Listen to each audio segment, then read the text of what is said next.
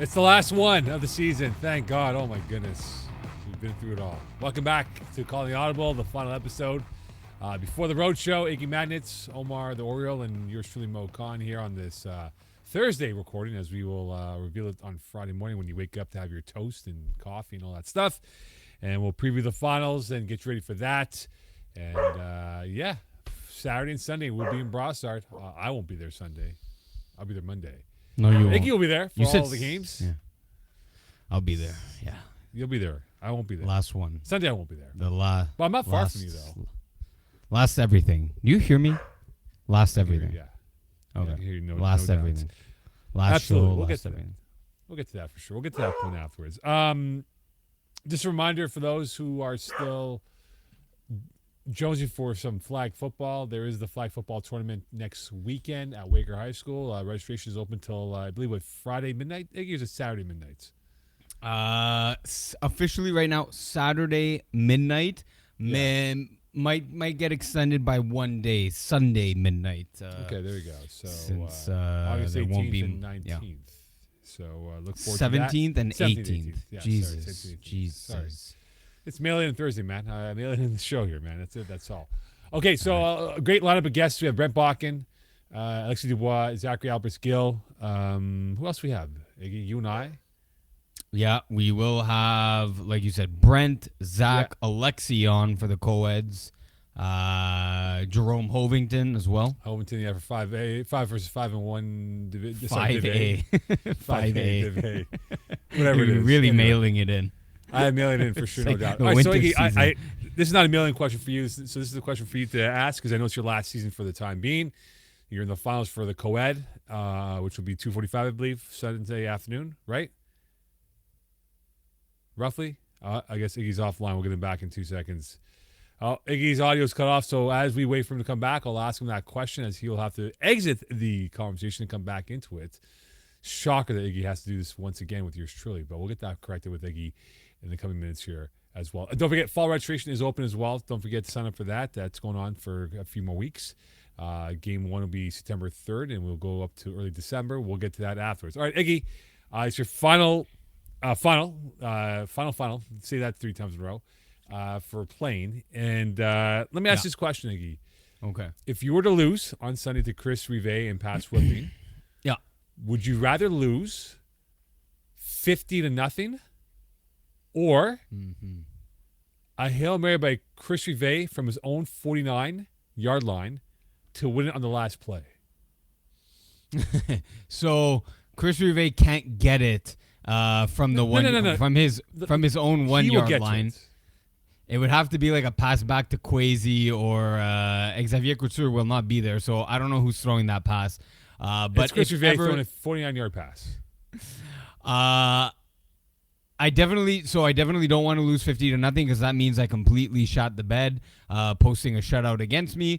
I'll take the last second Hail Mary last play of the game because it's out of my control, and as long as that means if he's winning it on the last play, that means it's within, he's down 5 points or less, and it means I did everything I could and laid it out on the field. So give me the second option. Although, of course, it would be a heartbreaking fashion, of course. So you rather lose on a Hail Mary? Rather than completely getting shut out and not performing at the best of my ability, yeah, give me. They're both not ideal. Give me the latter.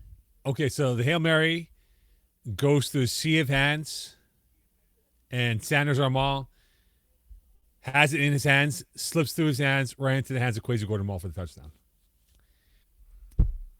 Not within my control. Not like this is very now personal, but like that's not within my control.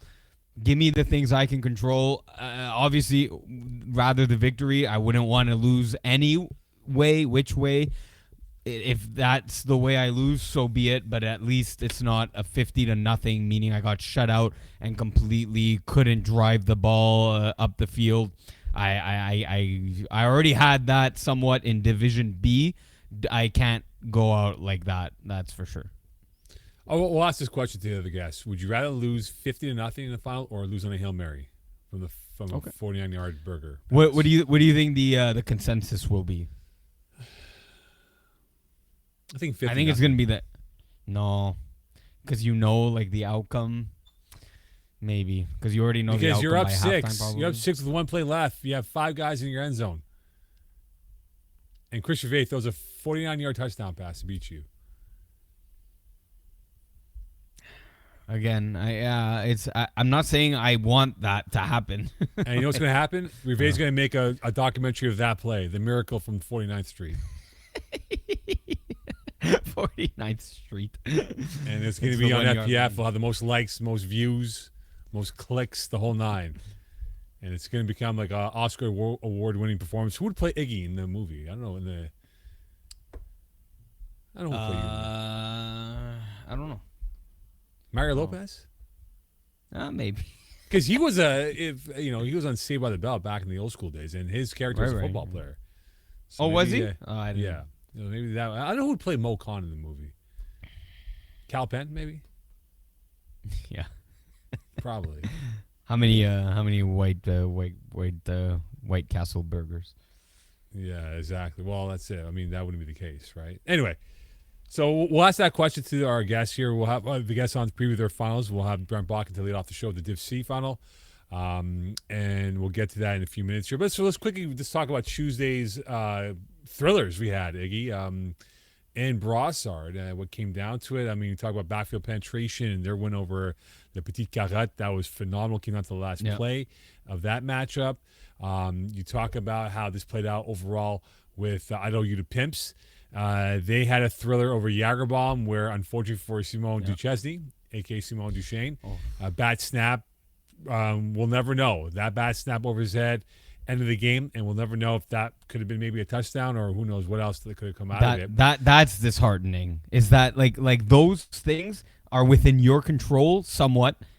Like, man, just get the ball in my hand. Let me at least throw it up there and give my receivers greater chance than 0%. Like that would sting even more than the Hail Mary, I think. Yeah, I mean, it sucks, and I've seen it before. Where in playoffs, Terry Tam, our own Terry Tam, he snapped the ball over the guy's head, and it was a safety game over. So, it's happened. But this, I mean, we'll never know the outcome of what the play was called by Duchesne on that moment here. But we have Jagerbomb against backfield penetration. Someone's running pennies on the weekend, so please have those pennies washed, Iggy. Whoever's scorekeeping. Oh, his headset's not working again. So we'll have to get Iggy back in a couple of seconds here as his headset has failed him again. There we go. Iggy's back. I'm back. You're back. No, Mo, you're really mailing this in. You just said it's we need pennies because it's Jagerbomb versus backfield penetration. Jagerbomb didn't make it. It's Idaho. Sorry, my bad. Sorry. I'm mailing it today. Anyway, they're pink versus black. Pink versus black. Anyway. We don't need pennies there. I know they don't. But, it's going to be fascinating with those two teams because you think about Idaho the Pimps and what they did this season. 8-1-1. They were talked about, but not in high regard in terms of what they did. Remember, they opened up their season against backfield penetration way back on May 16th. And we fast forward 3 months later, and they'll play each other, which they won 32-14 in that game. And you wonder for backfield penetration what their lineup will be. Given they have a lot of players who are playoff eligible, but again, that fit the cap for that game. And Barras only threw 5 INTs in that game. So, again, we'll see how this plays out for backfield penetration against Idaho the Pimps. It's 3 months, right? So much time's elapsed since that game in mid-May to where we are now in August. But we spoke about it on Monday, and it kind of happened on Tuesday with Barzoni, a.k.a. Baker Mayfield, where Iggy, got off to a good start, but threw a critical INT that could have been the dagger in the hearts of backfield penetration. The pick six. It wasn't the case, thankfully, for backfield penetration. But, he threw 5 against Idaho, and it's not going to be easy if you're going to throw 5 again in the finals on Sunday afternoon to the evening. Very different lineup, though, that first game of the season. Jeans Lee Alexis was in the lineup for backfield. Rakendi Joseph was there. These guys aren't playoff eligible. That's not the team. They're gonna have the Sparagna twins there playing after a 3-hour football practice, same as Xavier Couture. Luckily, the game is later at night, but you will have some. They are young. so they shouldn't be too exhausted, but they're gonna be banged up just a little bit. And then again, that day, that week one, you did have Anthony Seja, Massimo Dipolito, and Anthony Lazara, of course, Alessandro Barazzoni there, but I don't believe. Yeah, Raf Morelli was there. He did have 4 sacks on Brady O'Hannison. It's look more than just that game, week one. It's a big playoff rivalry between these two teams. Backfield have got the better of Idaho Utah the past 2 seasons. Going back to the fall, Idaho was eliminated by Backfield, and going back to the winter season, Backfield also eliminated Idaho Utah from playoff contention. So Idaho have revenge in their sights. And Backfield want to go make it, jamais 203. They want to make it 3 in a row and get their name back on the championship after their 4A that they won in the winter. Yeah, they were looking for dominant back in to that. back. Yeah, looking for more silverware as well. Omar, we get to go with Brent Bakken. Are we close enough to Brent Bakken being on air here, Omar? Are we good? All right, let's bring in Brent Bakken to the show to talk some Div C, as Brent Bakken has covered Div C all season long. Brent, the opening question to you is this.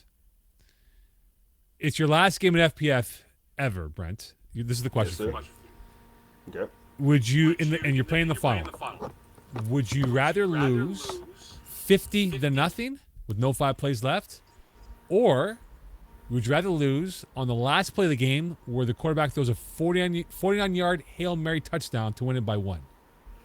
So I had this conversation with a couple people the last few weeks. I'd rather lose 50-0.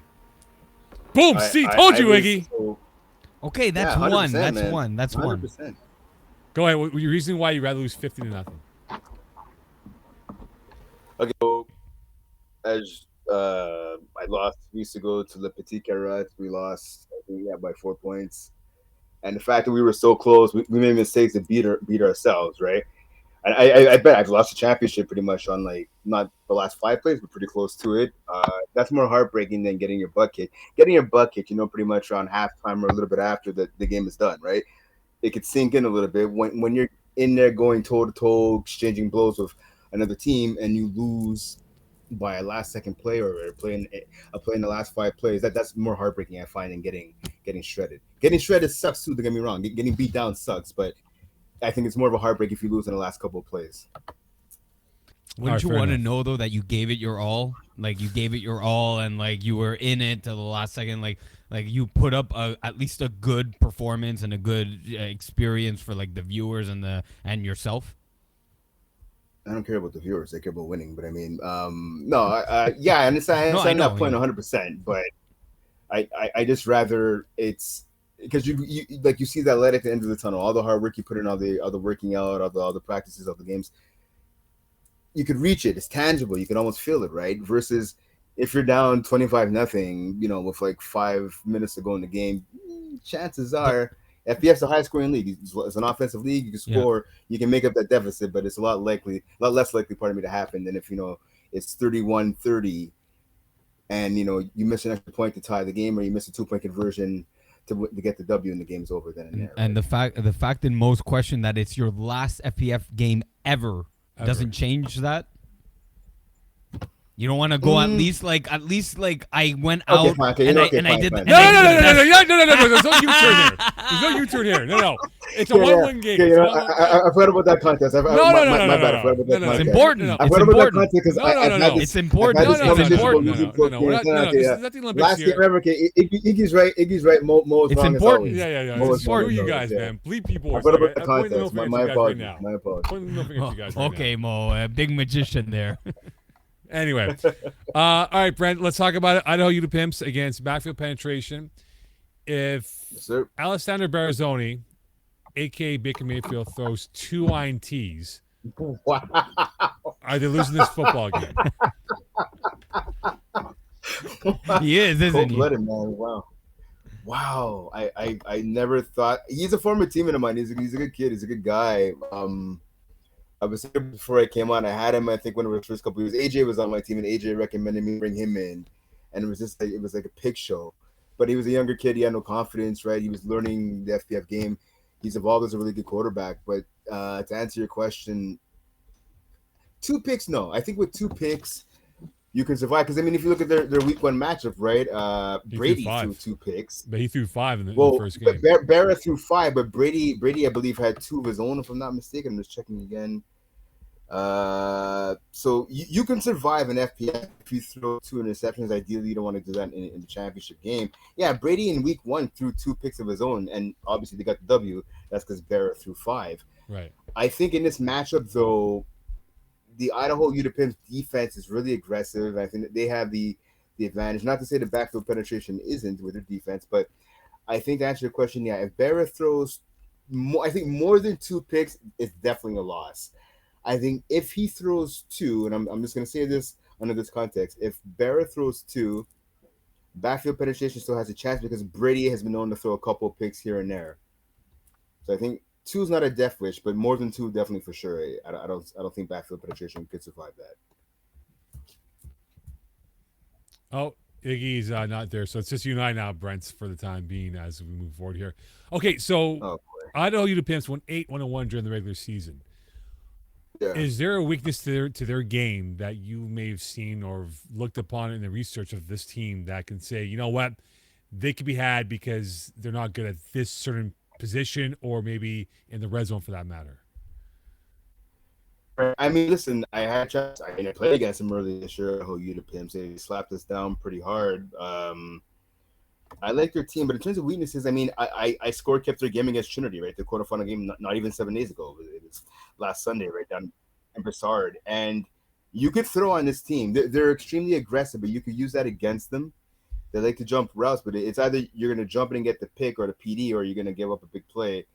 And I find that Idaho U the Pimps, again, they're only like 6, sometimes there's 7 guys, but usually now there's 6. Right. They're a tight squad. The chemistry is there, but you could exploit their deep ball defense. But it's going to be on Barrett to throw accurate, pinpoint passes to do so. Because listen, again, they're aggressive defense, but you can use that against them. Okay, if this is a track meet where they're scoring 40 points or more, who does this Right. benefit more? I mean, I want to say Idaho U the Pimps because their offense is lethal. I mean, again, doing that game against Trinity, they had nothing offensively, and then they came out and really dominated the second half. Right, that's a big reason why they got the win. I mean, Trinity was moving the ball up and down the field until the Idaho U the Pimps offense woke up. But you know what? I want to give actually the edge to backfield penetration if it becomes a shootout because you look at this team, right? Yeah. Anthony CG is one of my big X factors. He's a stand-up guy, a great receiver. He's not the most. He's not going to beat you deep too much. He can, but he's not going to. That's not his specialty, right? He's more of the underneath. But they do have a lot of dogs, like obviously the Dante. But right now he can get deep, obviously, right? I mean, I think that goes without saying. Massimo DiPolito, I've seen him play a couple of times. I mean, he's more of a bigger guy, right? I mean, but he has some speed. Rafi, if they want to put him deep, he has some speed to get open. So I'm gonna say and Santino as well, right? If it becomes a track meet, backfield penetration, I think they have the edge. But you can never count out Idaho U the Pimps. I mean, listen, they have I think the best 1-2 receiving duo in the league, obviously Jerome and Marvin, right? So I mean, Right.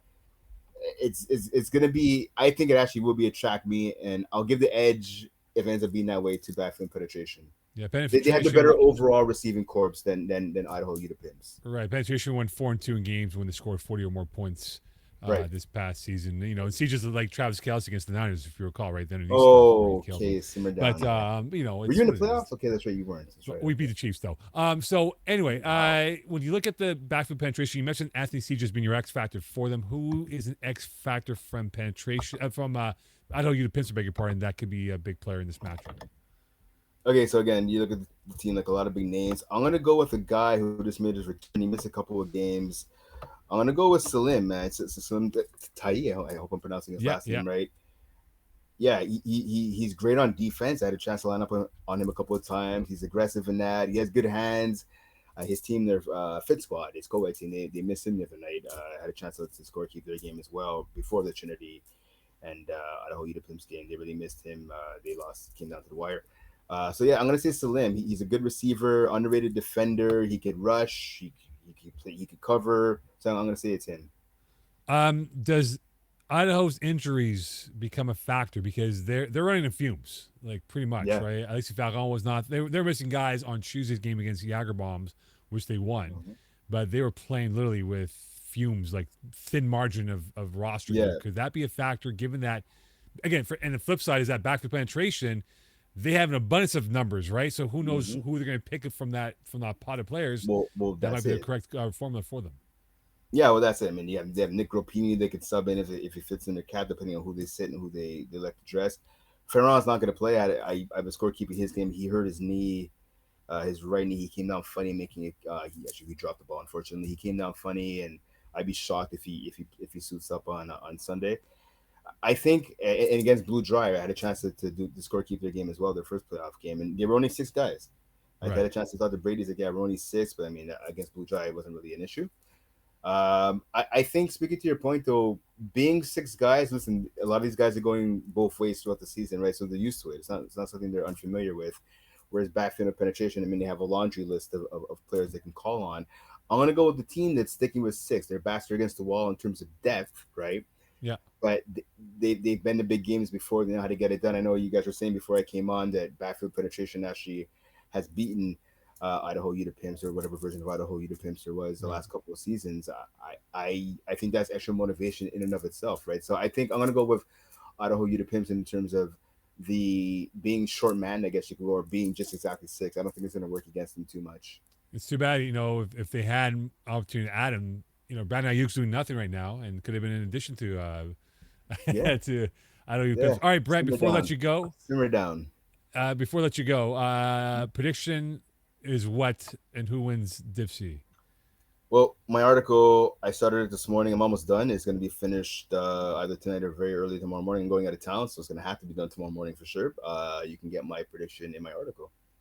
Okay, fair enough then. And, for the Niners, adding the chosen one over there, Chosen Anderson, man, that's going to put them over the top, Listen. The Brandon Ayuk situation will work itself out. Okay? I'm sure it will. Omar, cut him off. Get him out of here. Okay, simmer down. You let me know when the Raiders in a playoff game. It's been 20 years and counting there? 21 years and counting? We beat you guys last year, my friend. Oh, in the preseason. So that's your Super Bowl, right? The preseason. You said this multiple times. I've been on. We weren't doing spelling bee competition. It wasn't spelling bee competition. You had that preseason trophy. Do you have a little trophy made of the tinfoil? You walk around in the house. It was a game. We're winners. We won. Trey Lance ran away to Dallas. In a preseason game that no one remembers except for you and no one cares about. It's all right. You let me know when you win the playoff game. Your first game was at Allegiance, maybe you guys lost that, and you lost your last game of the year trophy in the AFC West. You guys in the San Diego Chargers or the Los Angeles Chargers battling now. But the LA Chargers would be better now with Harbaugh there. So, I mean, you guys are looking at last place. You and the Broncos. And I have more faith in Sean Payton than you guys. So, I'm sure you will. We'll see. All right, Brett. Thanks so much, man. Look forward to your article. And we'll see you and when you get back from vacation. We'll see you Monday for the road show, I think. So we'll figure it out then. Right. Sounds good. All right. Be good, Brent. Thanks so much. Be good. Be good. Go Niners. Yeah. Brent Bakken. Typical Brent Bakken over there. We'll get Alexis Dubois. Is Iggy back from his little snackathon there, Omar? Or is he still like... Okay, fair enough. We'll just have Alexis Dubois and Mo Khan here and talk, because that's what we want. The Dubois Khan connection over here, as we're bringing Alexis Dubois now to talk about Quad 1, 2, and 3. Alexi, good afternoon, good evening to you, good morning, wherever you might be. How you been, sir? How you been, Alexi?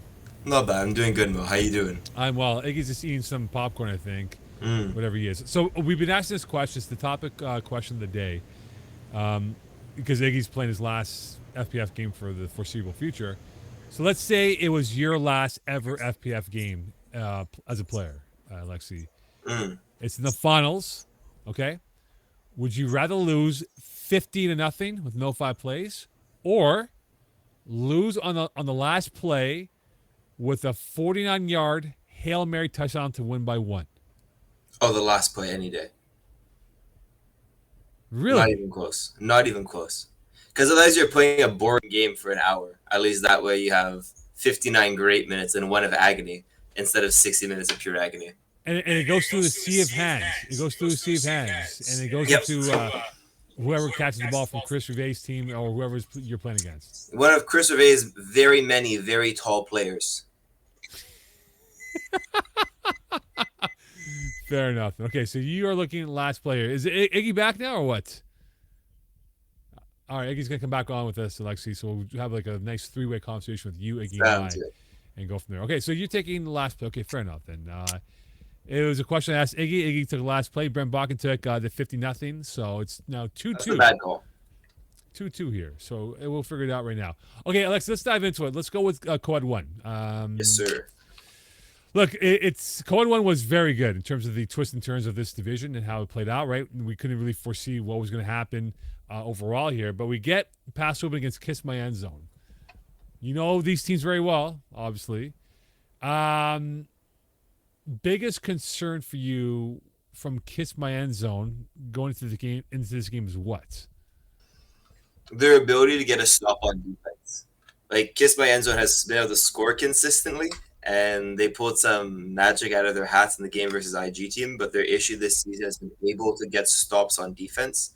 If they don't get a stop on defense, it's going to be a really tough game for them. Right. So their biggest challenge is to stop Chris once. Okay, so Iggy and I spoke about this on Tuesday, and I said if you go back during the regular season when Pass Open played Kiss My End Zone in Laval, Yes. which Kiss My End Zone had a 9-point lead at halftime, and Pass Open came back to win that game, that, in my books, was a turning point in the Pass Open season, where it turned, I think they went like 5-1 or 4-2 the rest of the way, whatever it was. But I felt like that was a seminal moment for Chris McVay and his team, that they believed in themselves, that they can match up with the big hitters in Co-Ed 1. Interesting. I felt like they were gifted that game. Mike Pierce-Saint bobbled 2 catches, which we took advantage of, and then we had a mistakeful second half. They've really improved in the second half of their season. Their pieces are coming together well. They're a very solid team. They've got a lot of speed and a lot of areas they can exploit, but it's also a team that lost 4 games in the regular season. So you're saying that they're false kings? Yes, I've been saying they're false kings the entire time. So would you tell that to their face as you are about to win the Co-Ed 1 championship?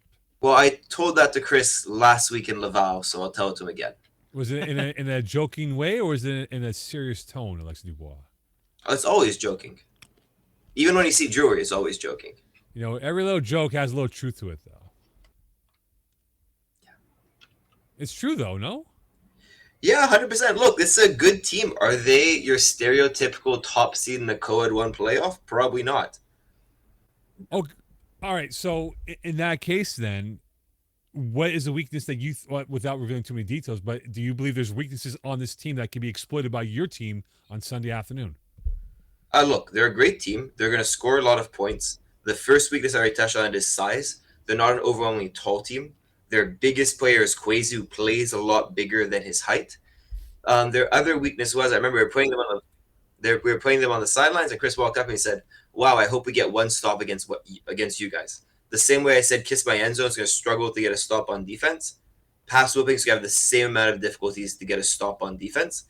And if they do get a stop, my feelings will come down more to a mistake than a stop. This is a team that's built to score points, not stop drives. So my concern for them is, can they stop an offense which has scored 50 points in the quarterfinals? Okay, so who has a bigger game this weekend? Laurie Ouellette or Sarah Maud Mathieu in this matchup? Definitely Sarah Maud Mathieu. More impact on offense of being a force and more impact in every single aspect of the game.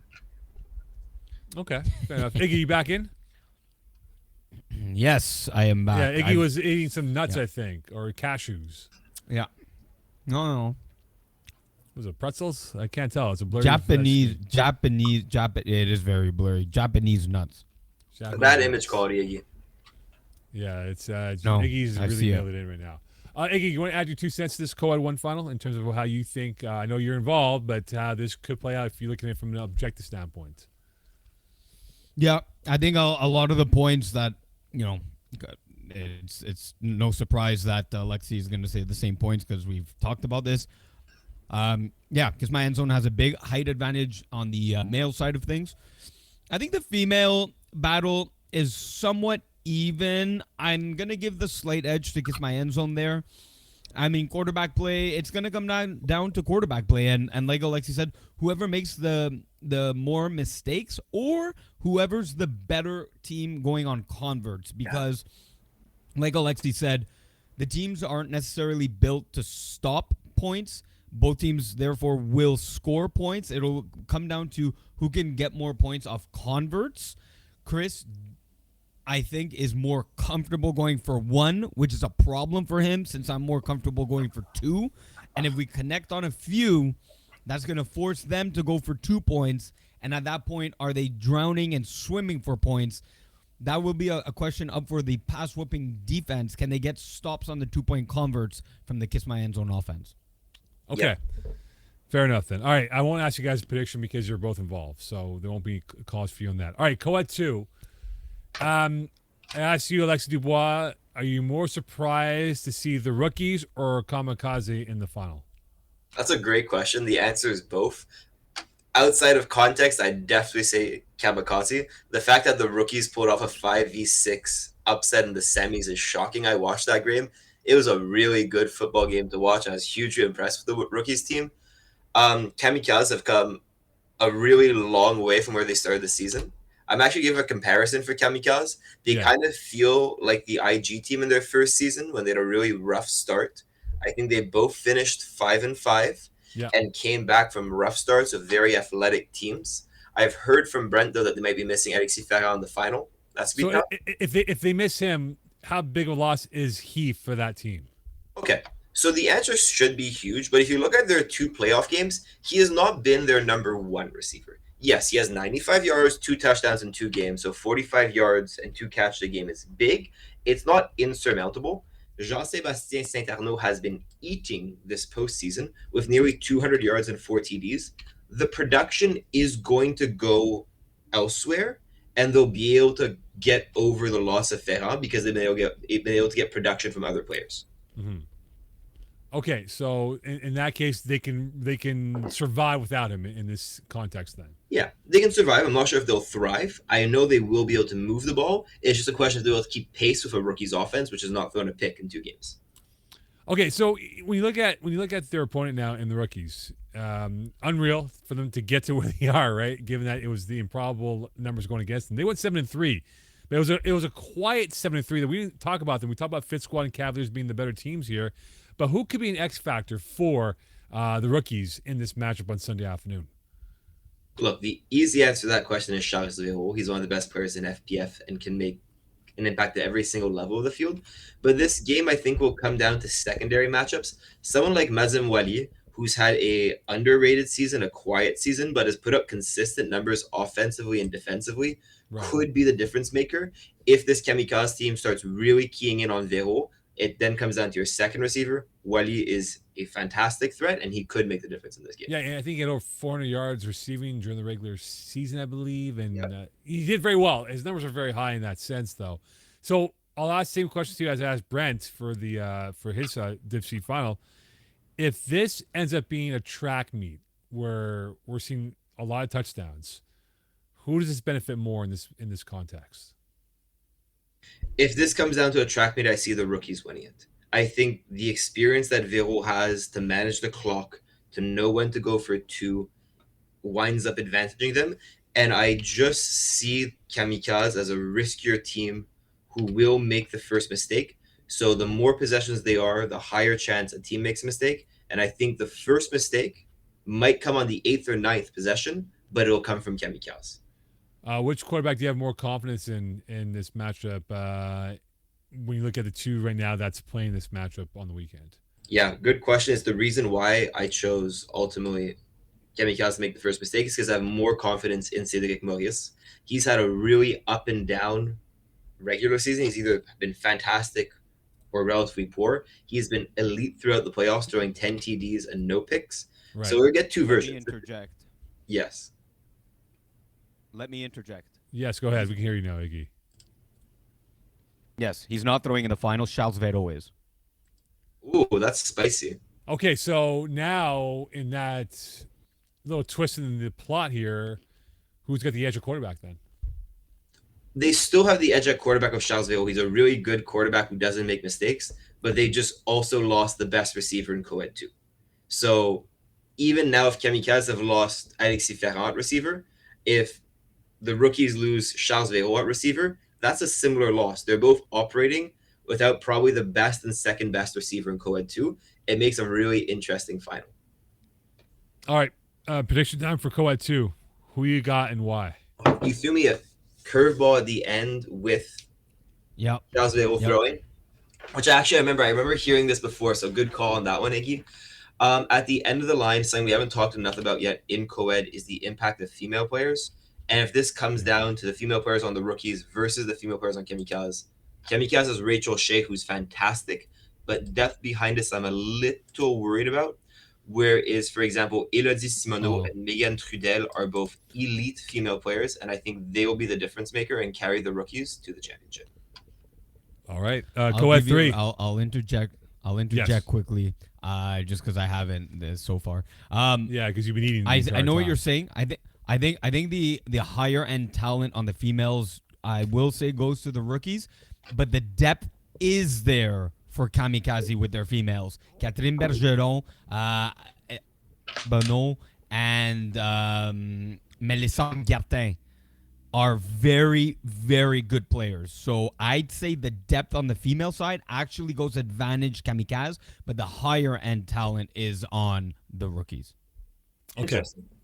Co-ed 3. Yes, sir. We have the favorites here. Block play against Bondi. Who has better firepower with these two teams? It's going to be a hot take, and I don't think this is the answer you're expecting, but I generally think Bonzi have much more firepower than the rookies. If you look at the players on this roster, Samuel Omumbo He's a dude. he's fantastic. Yeah. We played him in co-ed too, and he ate peas alive. He is, and as a quarterback, he's safe. Yeah. He plays receiver for this team, but he's a threat as a ball hawk. He is a threat at receiver. He is the dude.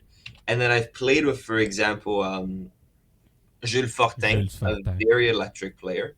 So I think all in all, while Block Party have the usual cast of weapons we know, I think the electric factor goes to Bonzi.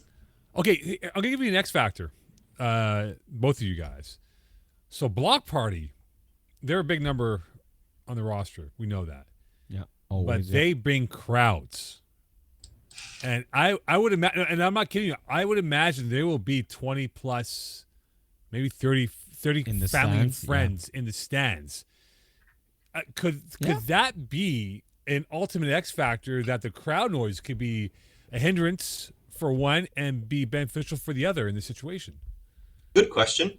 I've played against Block Party in one or two finals and in deep playoff games. Me and Iggy have played them a lot.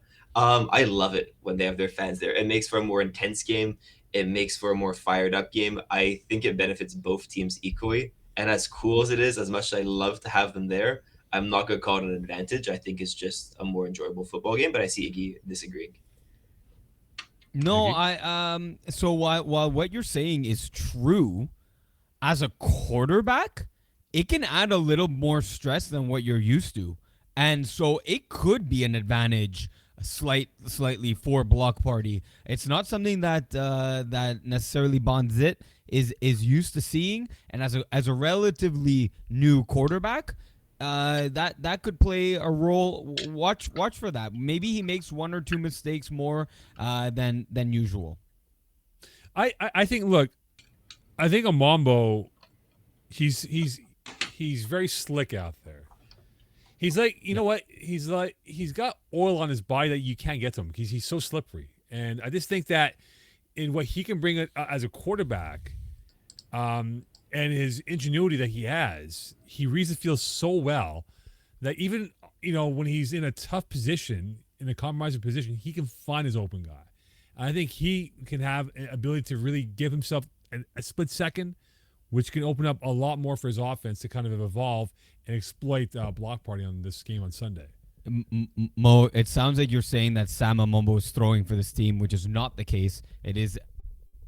You're thinking of Ludzna Coet. Oh, no, yeah, I apologize. Man, sorry. Talk about mailing it in, huh?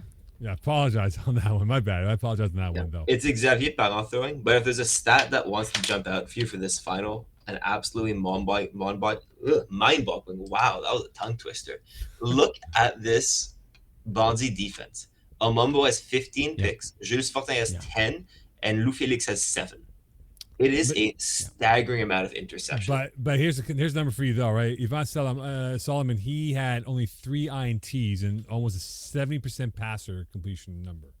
So really, if he throws one INT, is that enough for Bondi to win this game?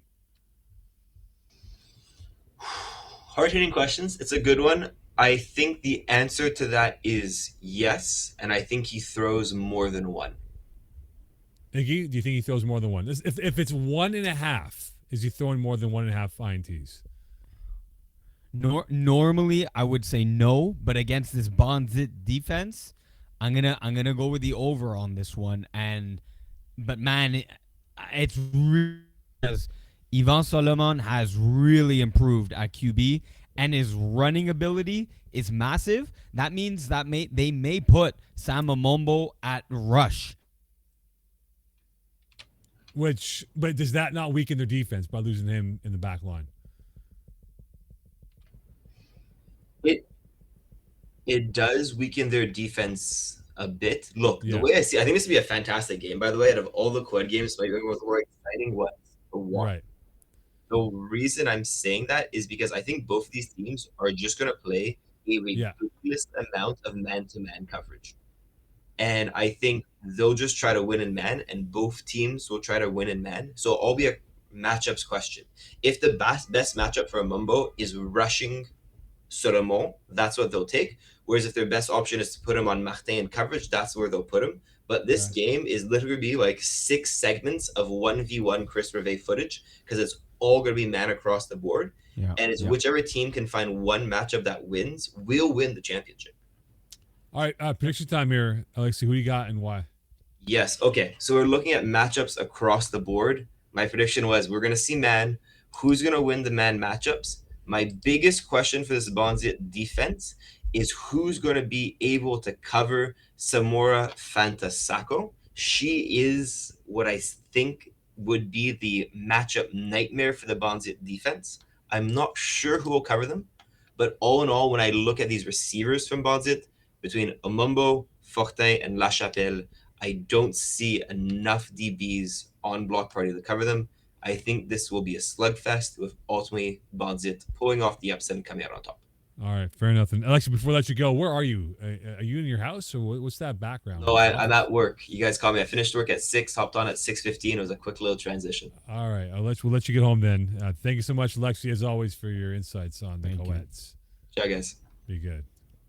All right, Alexi Dubois. And we're bringing Zach Albert's Gill now to talk about Division B, as we'll break that down with him. By the way, Iggy, you have to see this doppelganger for Alexi Dubois, Alex Dubois. Look him up. Put him on the screen now for our viewers, if you don't mind. Alex Dubois. Zach, I'm putting up Alex LeBeau. Alex Dubois. Alex Dubois. Dubois. All right, Iggy, as you do that, we'll bring on Zachary Alberts Gill to talk about Division B. Zach, good evening. Welcome to CTA. Question of the day is this, Zach. It's your last ever FPF game. Okay? Okay. You're in the finals. Ooh. Would you rather lose by 50 points or on a Hail Mary on the last play from 49 yards out to lose by 1? I absolutely lose by 1. At least it was a tight game. It was competitive. Like, you lost it with just like a moment of uncertainty, but like getting blown out 50 points in the finals, that's dirty. Let's say you're rushing the in your quarterback on last that game Hail Mary. ever. In your last game ever, too. Yeah, like, I don't want it to go out like terribly. Like, I'm rushing the QB. He gets the pass off. Yeah, okay, my defense should have done better, but they were on point all game, as opposed to Let's say you deflected the pass and it goes 49 yards deep. Then he didn't deflect the pass. And the QB has a crazy arm to be able to throw a 50-yard bomb off a deflection. But yeah, I never like blowouts, to be honest. Like, it's not fun. Yeah. No, it's Either not way, fun. yeah. Anyway, so it's 3-2 for Iggy in this whole debate. Oh, it's a debate? Okay, nice. Yeah, this is a debate right now. All right, Zach, let's talk some Division B with you. Well, before Yes. Mo, I have this picture of Alex Dubois on screen, and this looks absolutely nothing like Zachary Albert's Gill. No, it's for What Alexi is Dubois. going on here? It's for Alexi Dubois.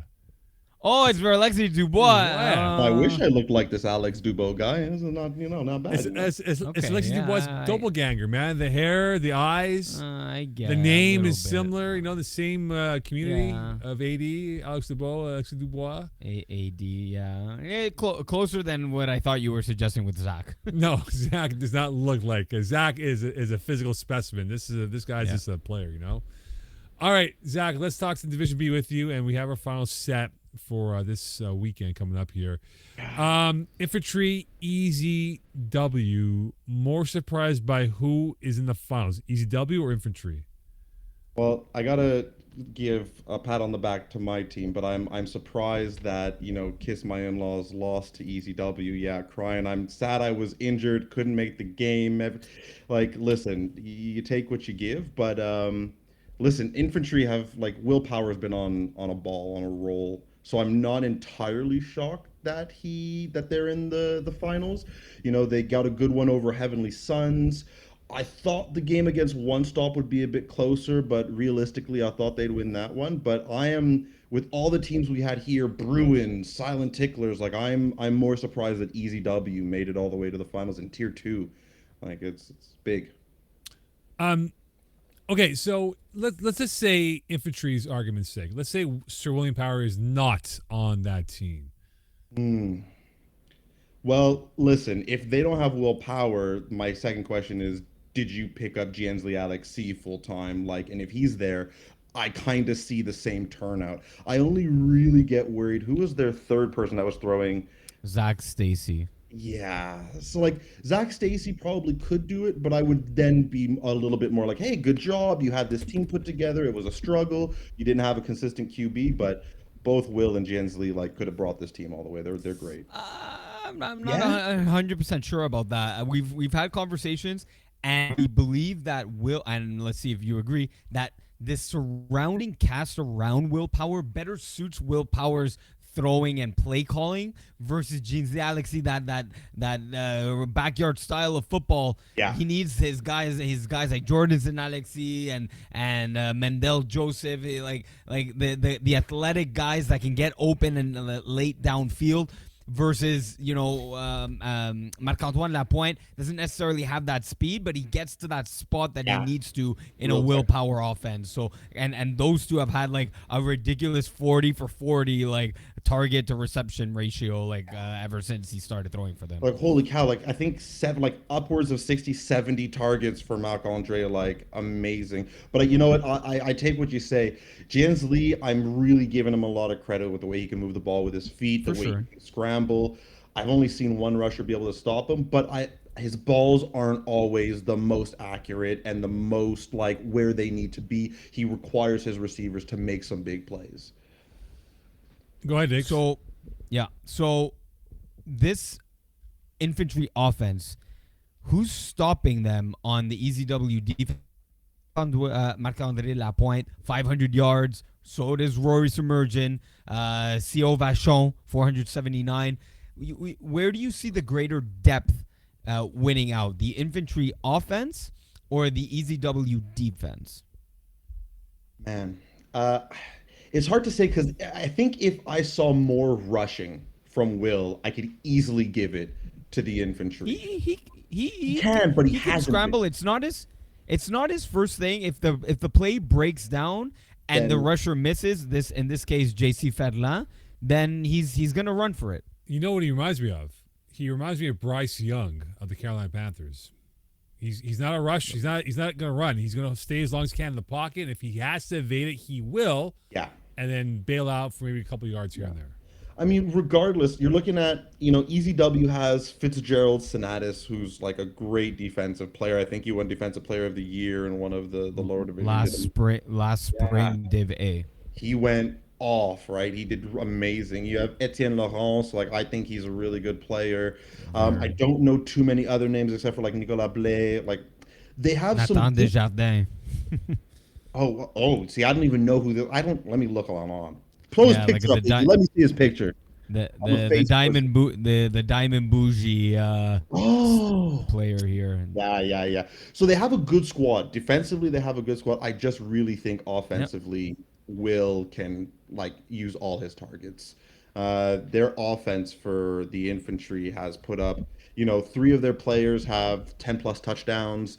Three of their players have 450 plus yards. And now we're talking about, 70 targets, 67 targets, 40. Like, this is a big offense. They do big things and they do it well, like as you can see. So who has a bigger game on the weekend? Nathan Desjardins or JC Fallon for ECW? Ooh, I think, well, I'm wondering who, because I wasn't sure who was going to be rushing, because Ethan Adrian has been rushing for the infantry. The Red Rockets. The Red Rockets. Yeah, like, listen, I like Red this Rocket. guy. I've been keeping, like, Iggy knows, Mo, I'm tracking the top 15, 18 rushers of the league, and this guy is, like, scoring through them. He's getting, like, 30 sacks a season. I think Easy W is going to have a hard time making time for Jeremy to make that run. Like if Ethan is on his game, I think they're going to be able to take away the run game from Jeremy, and it's going to cause some problems. But the thing is, Jeremy White did not really run as much. No, but he rolls out He a lot. rolls to get that extra second or two. Like, and I would be with you because I've played Jeremy a couple times, and he does get that rollout, and I'm not as quick as getting those cuts, and so I lose a second or two. I think that's not going to happen to Ethan. Like, I think he's going to be able to anticipate that. He'll be able to get it done. But you're right. He doesn't rely on the run as much as he did in the lower divisions. But I think they're going to have still a rougher time of moving the ball. Okay, so in that case, then does Ethan Adrian have to rush him in a particular way on his throwing side, maybe to kind of take away the right? Because if you're rolling out, they always say the quarterback prefers their strong side, which is the arm that they throw in. So if he's a righty, which he is, like roll out to the right. Yeah, I mean, I'm a stickler for routine, so I'm always lined up on the left, a QB's right automatically. But really, I think what he's gonna have to look for is that cutback, because I think that's what Jeremy does well. He'll roll a 1-2 step and then cut back to get more length of the field. So like, it's not going to be as simple as going full speed, getting a route. It's going to be breaking down, making sure you get Jeremy to throw. And I mean, even then, you're still not guaranteed to win. Jeremy's been having a great season this season. I don't have stats in. Oh, look at that. We have people who bring up stats right here. But he's been having a great season. 33 touchdowns, like 1,200 yards. No, not a lot of interceptions. Less than like half his games he threw an interception. So, or I think it was 6 interceptions for 10 games or 8 games. So Iggy? Yeah, yeah. I was just going through because I do remember Ethan Adrian had a 7 sack or 8 sack performance in the winter season against Jeremy White. So I definitely know that matchup could be had. But I look at their regular season matchup, 53-22 for the infantry. Do you see the final maybe going a similar way where Will Power just goes 23 of 26? 8 touchdowns and nothing that necessarily Easy W does works? I'm hoping not. I really think they've learned their lesson. I mean, 8 touchdowns is incredible. Hats off to Will. But if Easy W can keep them to 6, even a 30 to 38 point performance, I think they could hold it in. I think in their last game, Jeremy White threw 2 or 3 picks. It wasn't a good game for him. Whether he was off his game, I don't know if he's ever played against Ethan before. So like, it's time for the adjustment, and I really think if they bring their A game, they can score that 30 to 35 points. They're just really going to need to rely on their D to keep it close. Okay, let's say we're the NFL, for example, Zach.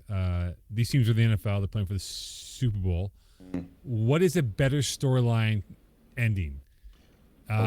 Sterling Power winning Div B, or Jeremy White winning this division? I think just because I view them so much as an underdog, and I think they really killed it in, like, I think it was 3 last season, or they've Div been, 3, yeah. they've been really coming up. As much as I would love to give the win to Willie, I think the better story is Easy W slowly being the underdog, taking out Bruins, who I thought was going to be a for sure win, kicking out, Kiss My In-Laws in the semifinal, and then taking on the for sure infantry who's been putting up crazy points. I would definitely give the better story to Easy W. Okay. Prediction time and why? Who you got?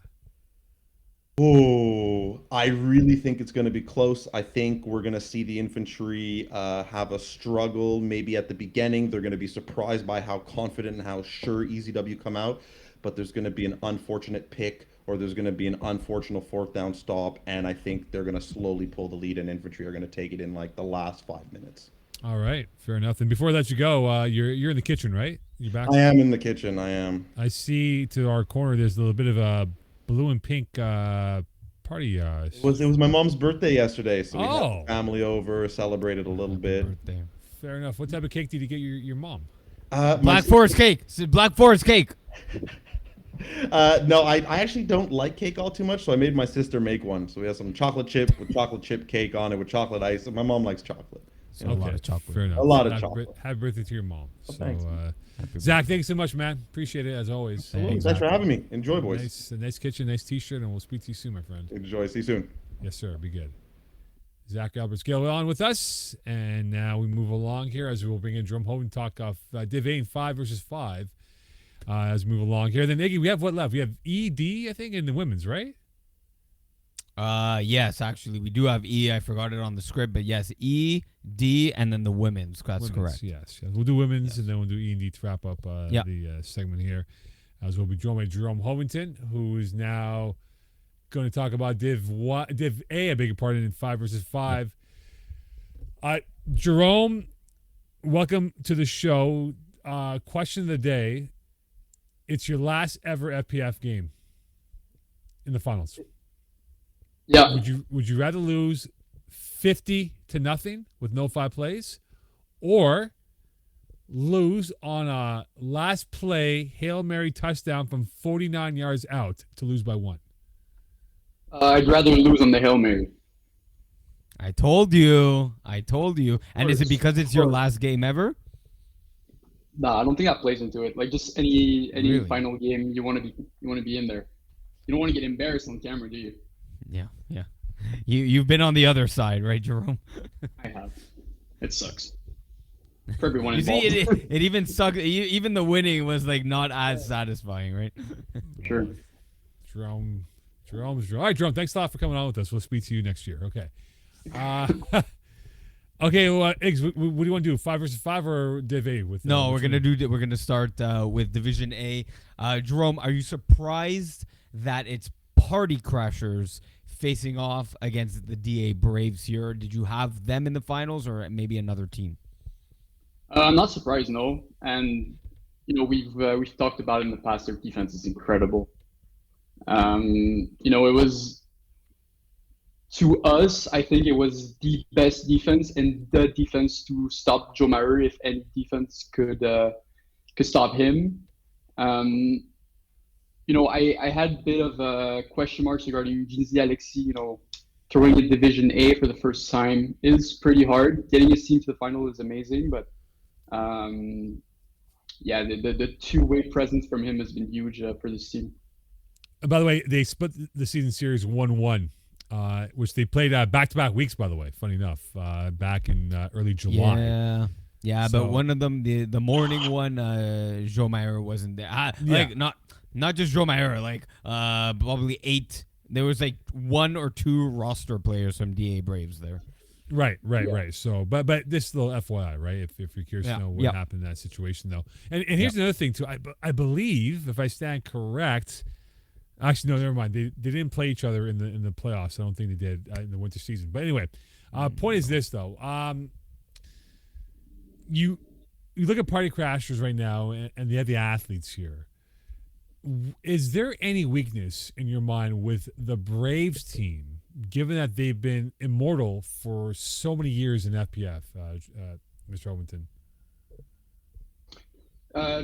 Their defense just hasn't seemed to be as good as in seasons past. Joe Maher is the only player with more than 1 interception this season, with 5, won the two-way player of the year. But it seems like they're just not getting as many stops as they used to. And I wonder if the fact that they face a team with such a good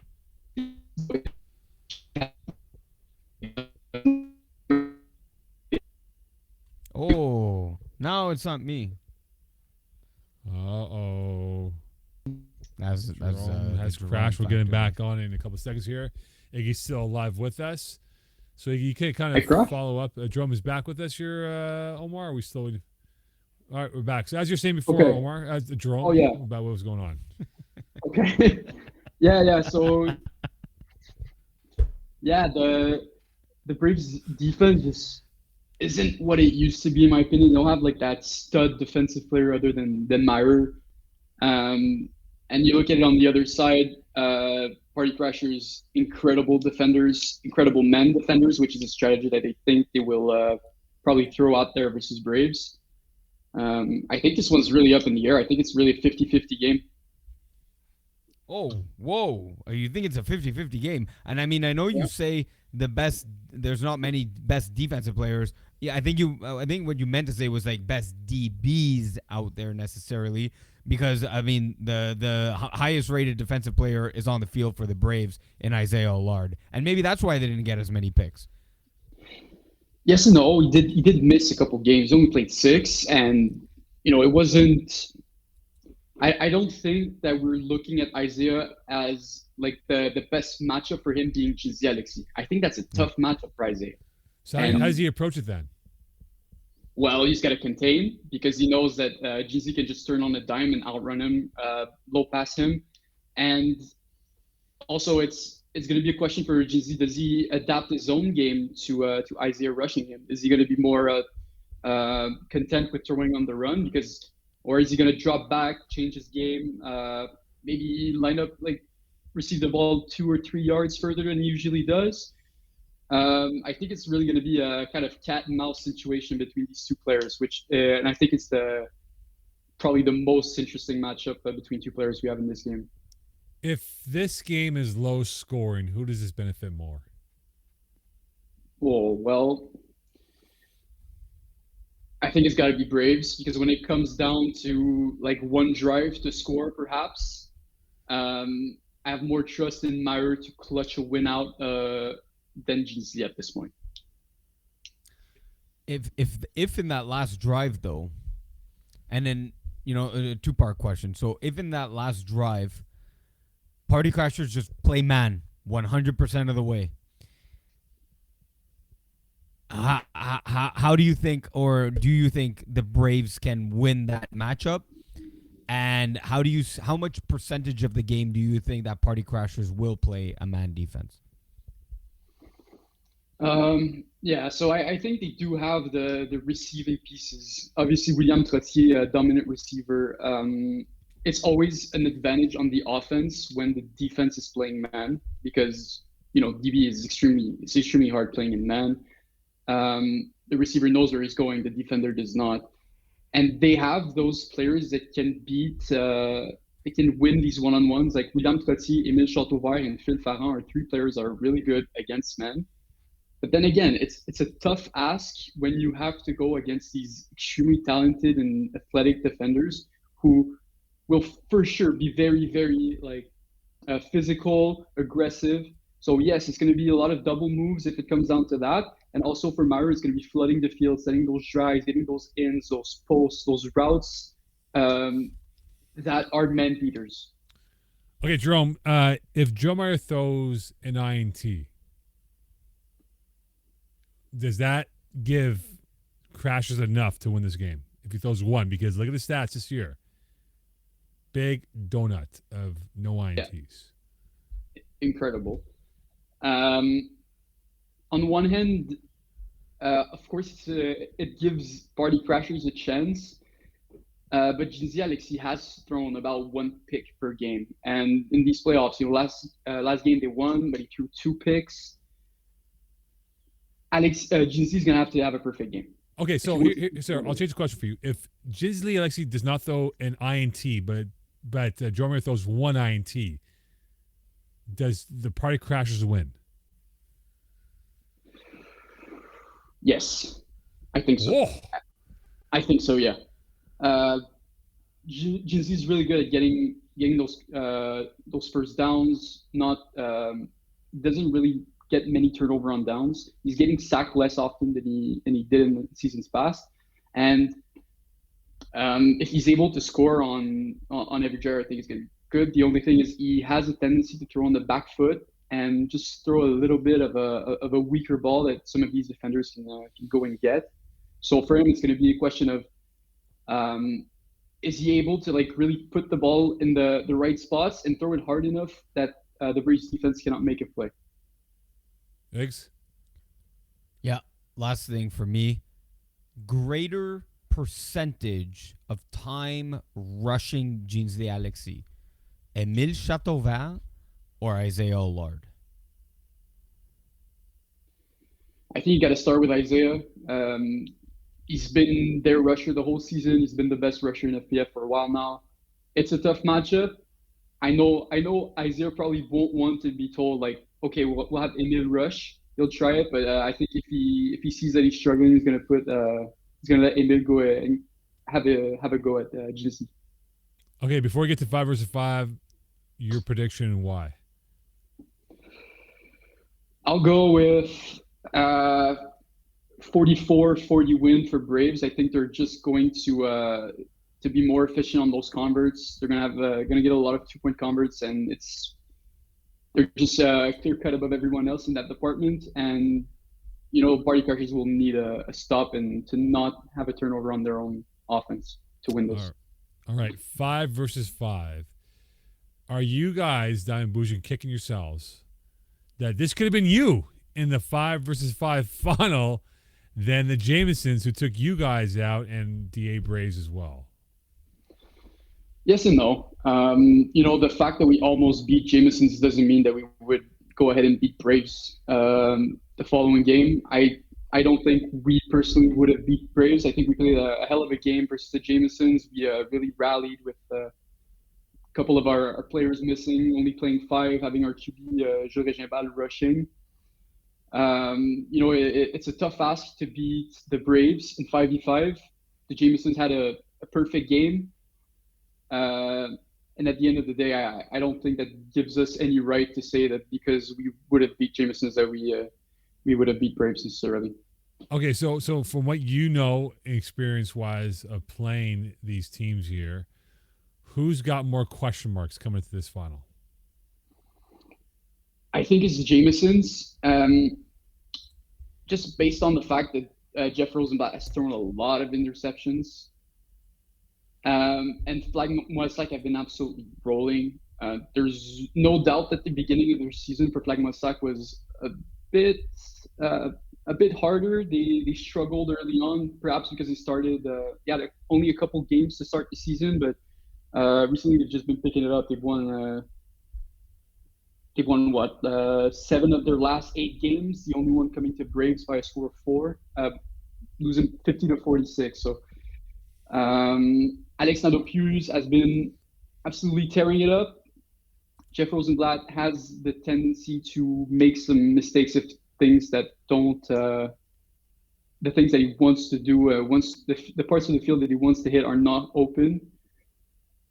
It's going to be a good game, and François Rochelot is probably the player that is going to be the most impactful in this one. Yeah, so you say that.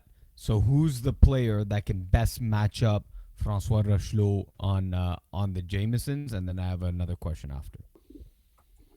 I think the best defensive player on the Jamesons is James Owain. His ability to recover when he's out of position, his ability to make those huge physical plays that not many players can do. The only thing is François Rochelot is faster than anybody on the Jamesons roster, bar perhaps Khalil Kerr, who will probably be rushing anyways. I really doubt that Jamesons will be playing a lot of men in this game. I don't know. You get that Panetta and Mancini combination, and Adam Rosen, the silent ticklers, famous for loving their man play. We'll see how that is. But my second question here, Jerome, Jamesons have put up 44 and 43 points in their back-to-back playoff victories. Let's say they get the higher end there. They put 44 up on Flag Moissac. are they raising the first ever 5v5 championship banner? I think they are. Their defense is amazing. There's so much depth throughout the team, and Flagmon Sac have won their games, but they've done so with a lot of great defensive plays. They're not allowing a lot of points. Their defense is really good, and they're not scoring as many points as the Jamesons are. So if it's a high-scoring game with both offenses rolling, I think I'll take Jamesons. Here's the thing, though, right? You mentioned high scoring. I think Flagmon Sac benefits them more because, excuse me, when you look at Alexander Nadeau-Hughes and what he's done this year, I mean, like they put up 40-plus points multiple times during the regular season, and they're very adaptable, I find, because when I saw them play against Royal Luminaire on Tuesday, they didn't have to score that many points, and they still ran away with that game. And they just kind of figure out teams and what their strengths are and what their weaknesses are, and I think that they can adapt easily to whatever Jameson throws at them, Jerome. And I just think for Alexander Nadeau-Hughes, if he's got time in the pocket and he has those right reads, he can slice you up like a heart surgeon with a patient on its operating table right now.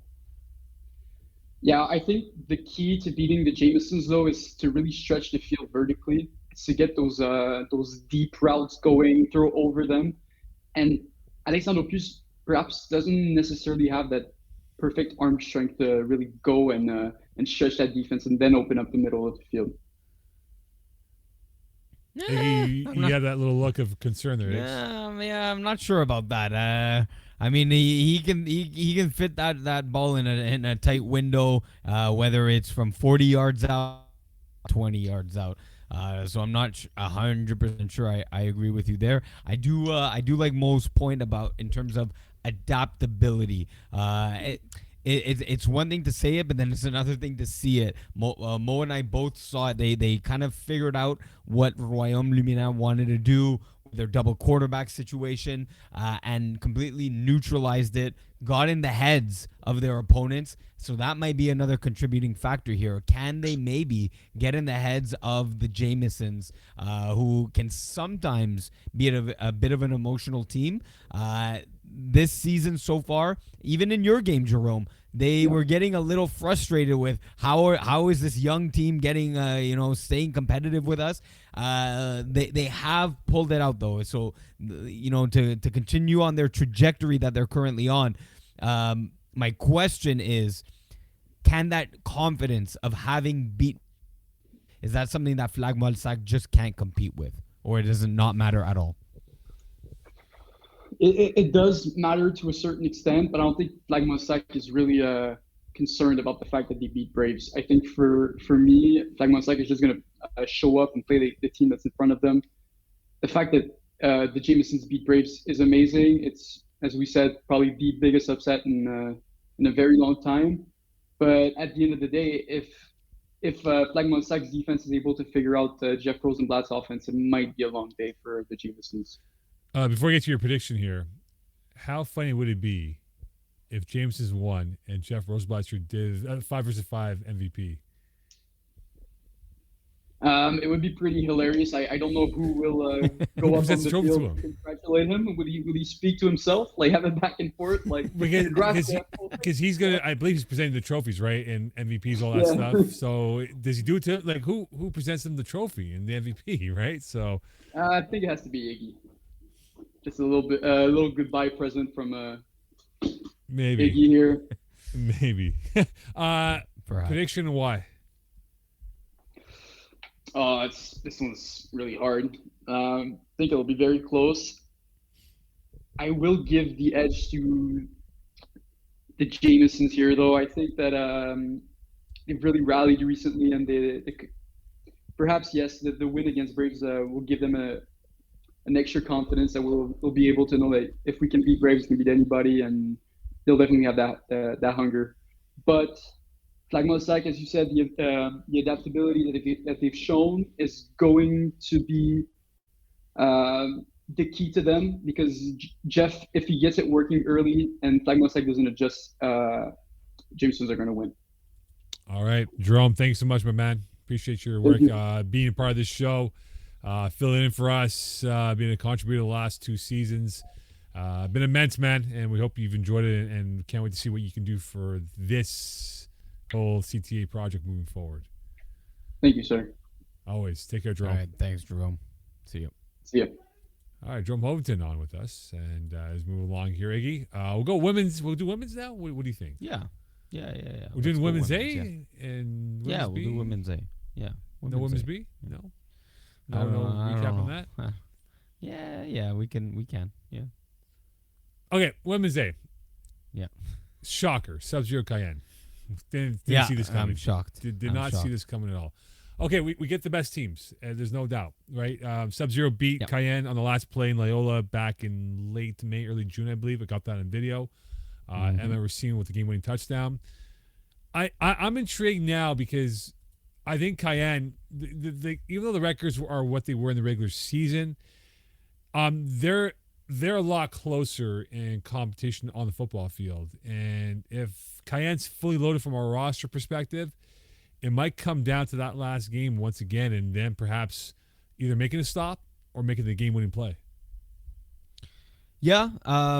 Again, hopefully it's not like the winter final where Sondheim wasn't there, because that was a bit of a yeah. I'm not suggesting that it will be. I'm just saying I hope it's not. But it was such a dud, Yes, though. because yeah, it's It a was a letdown. dud, man. Yeah.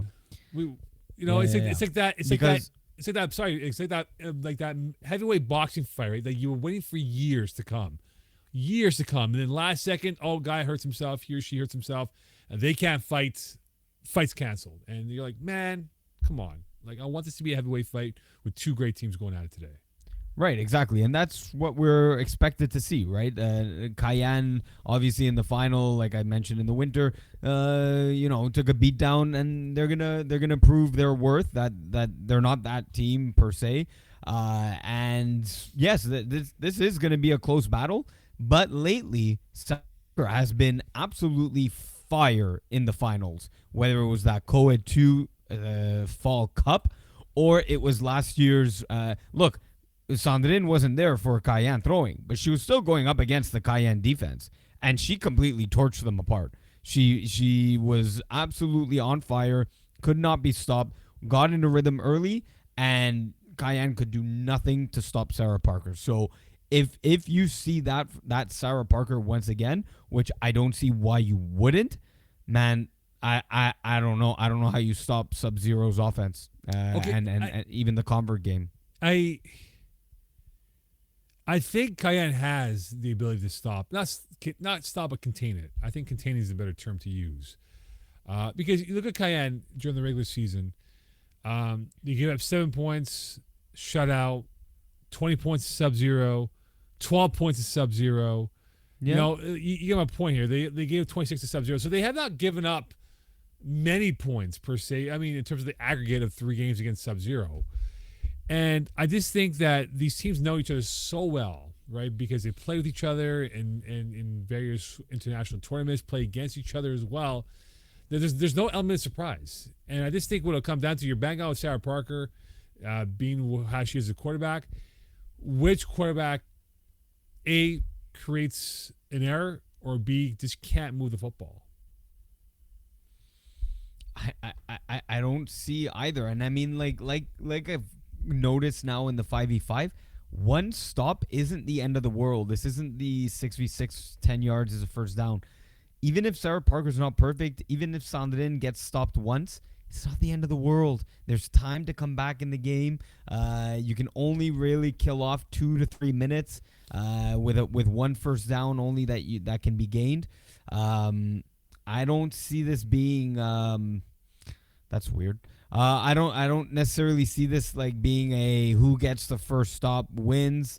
I see it more of a as much as it's weird.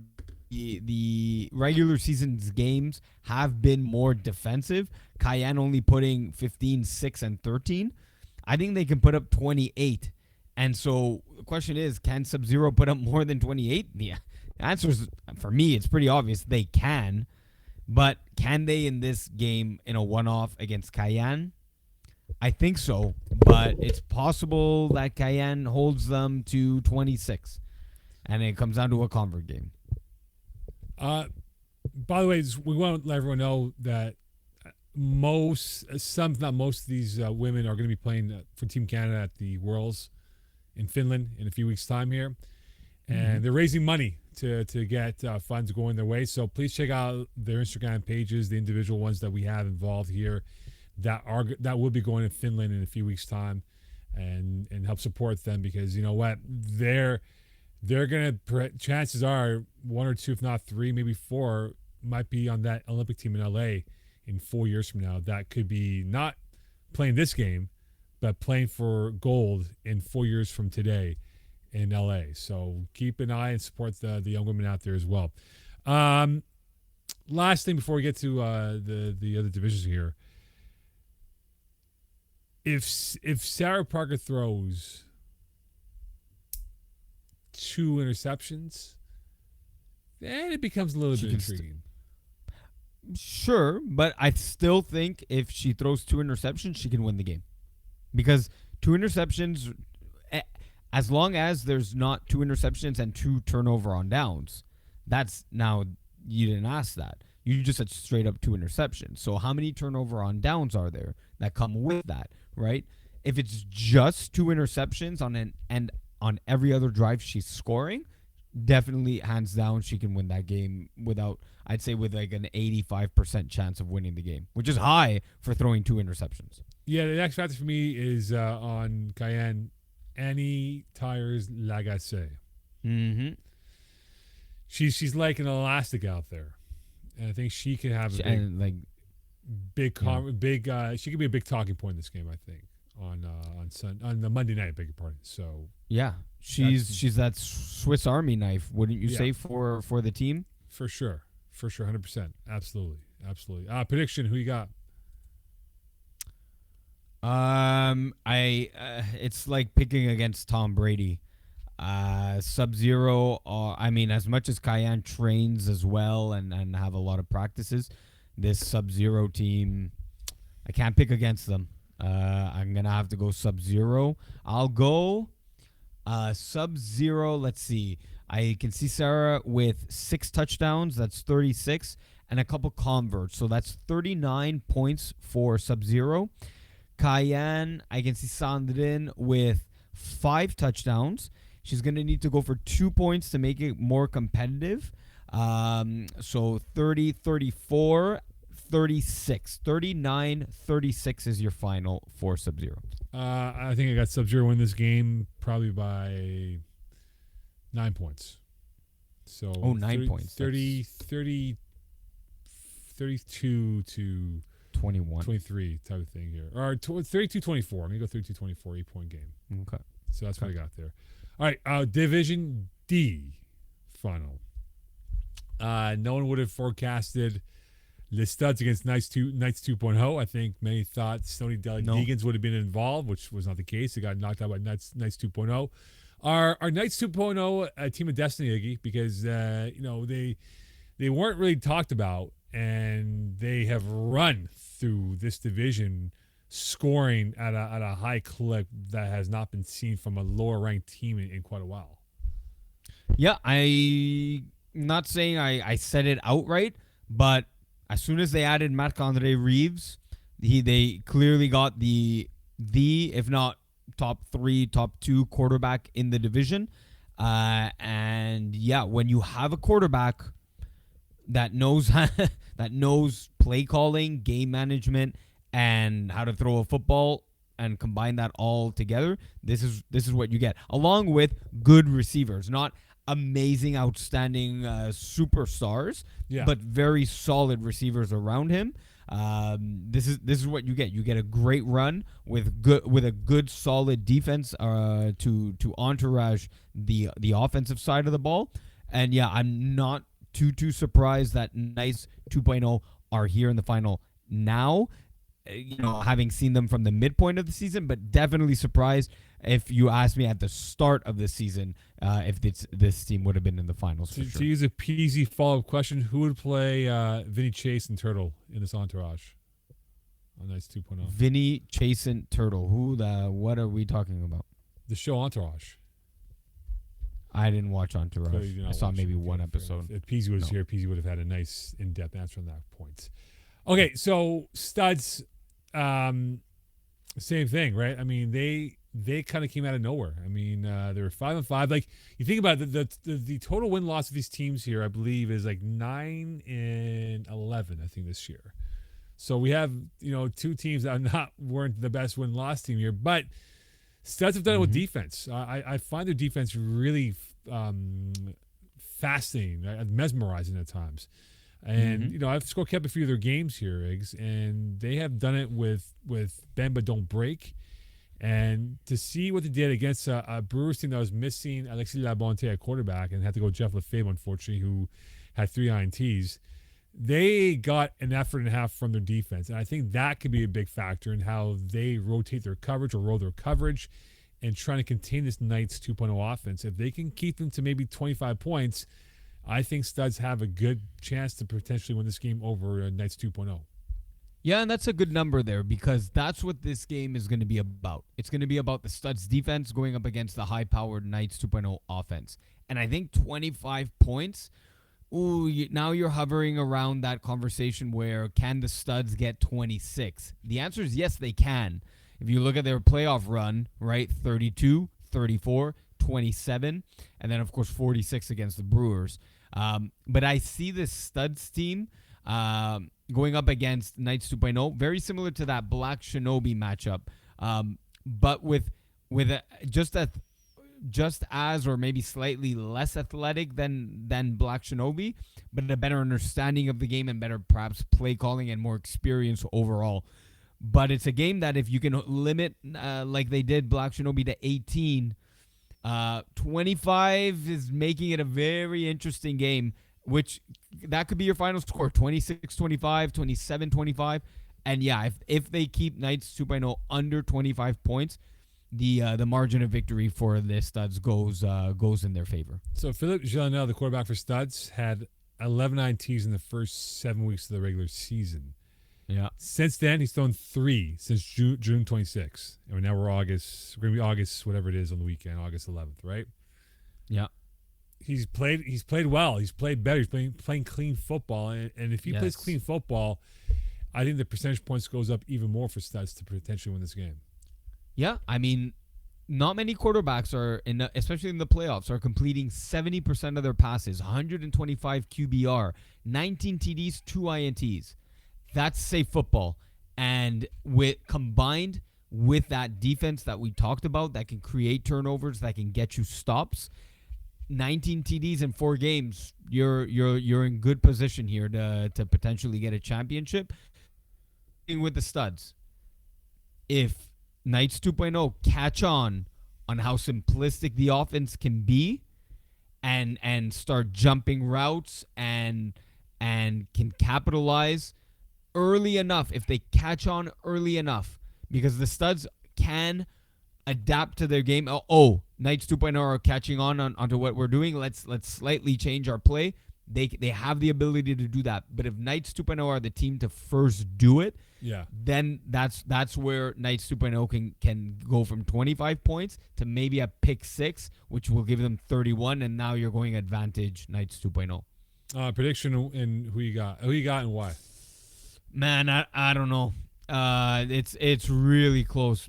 If so, the way I usually do predictions, like I kind of did with Sub-Zero Cayenne, I kind of statistically see how the game sheet will look like. I can see Marc-André Reeves with like 4 or 5 touchdowns.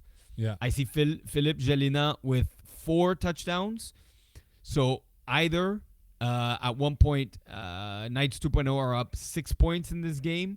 I think converts are slightly in favor of Knights 2.0, who can go for 2 and have a better grasp of the 2-point game, whereas the studs are more comfortable for 1. So all those things said, I'm going to have to go Knights 2.0, and I'm going to go 24. They get a 2-point cause, 26, 27, 20, 28. And I'll go studs 26. So 28-26 for Knights 2.0. I got studs win this game in overtime. Ooh. 30 to 28. 30-28 in overtime. Overtime, yeah. It's been a while since I've seen a playoff not playoff overtime, but a championship final overtime. I think the last one was that co-ed with Sarah Parker with what was their name? Turned down for what? Yeah, whatever that. I forget. Yeah, that's right. It's been fall of 2021, I think it was. Right, in Lachine. That's like 3-4 years ago. So Yeah, it's been a while. That would be wild. Okay, Division E.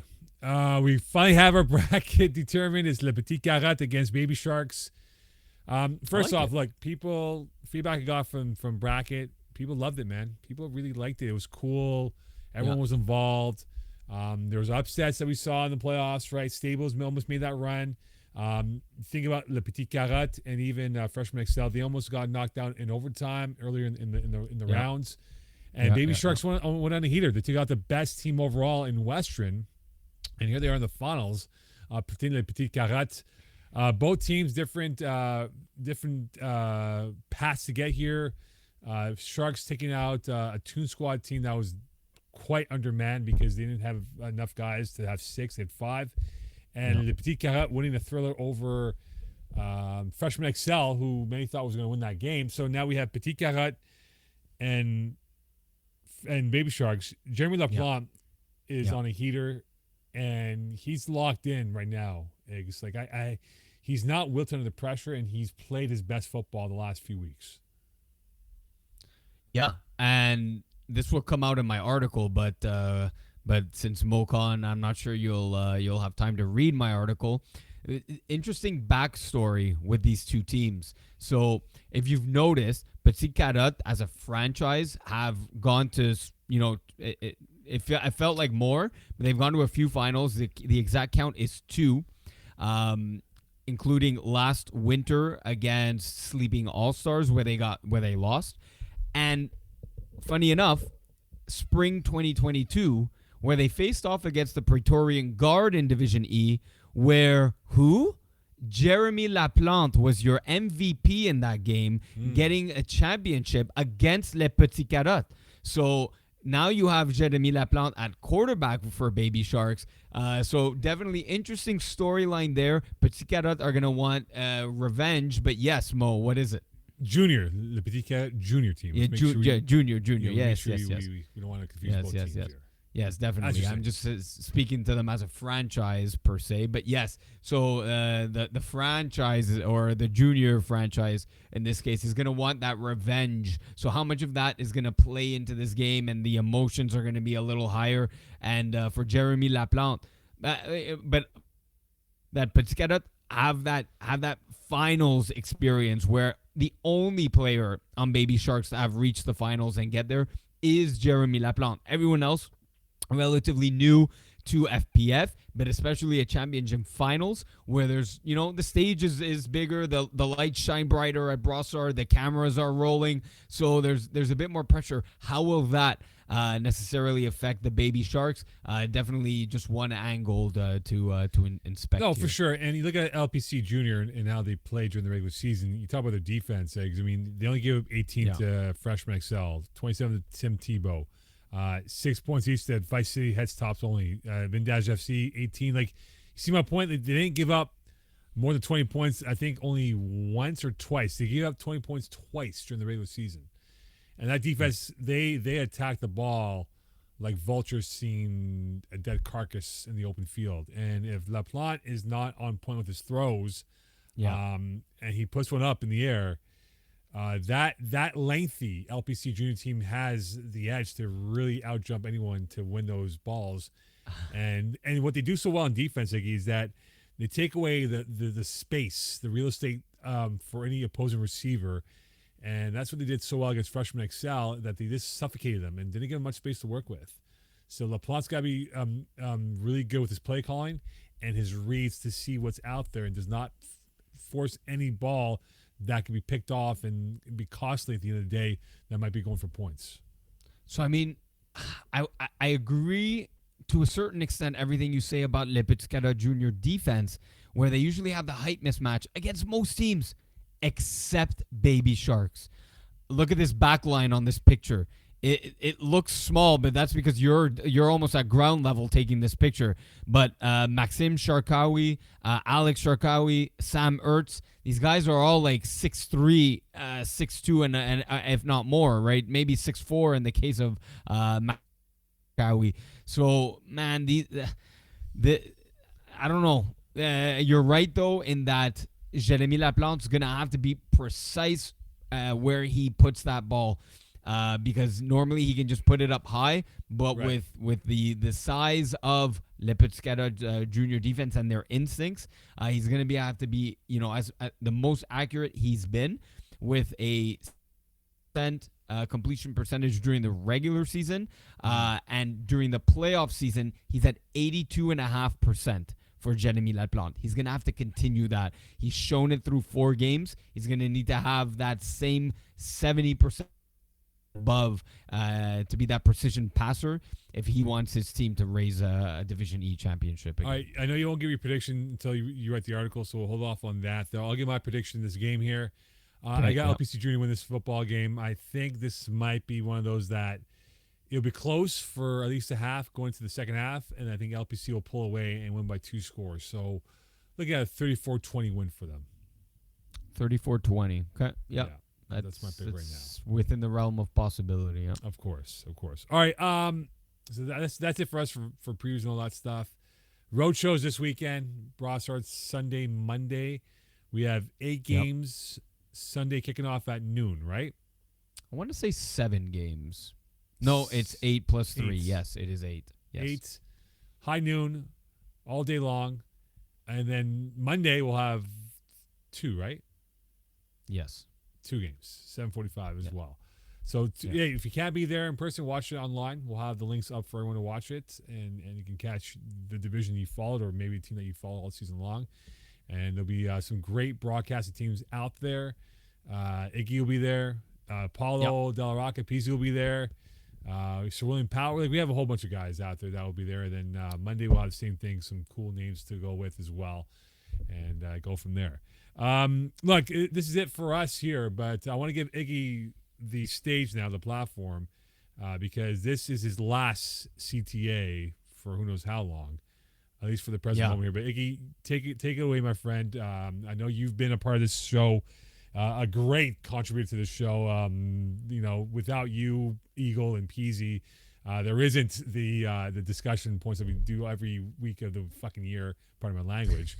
But go ahead, man. I'll give you the floor and let us know, man, how you feel and all that stuff. I mean, it's definitely it sucks. It sucks. It was a big part of my life.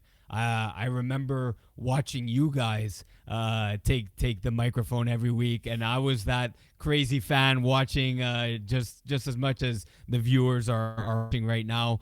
I just at one point wanted to contribute, as I'm sure a lot of you want to do.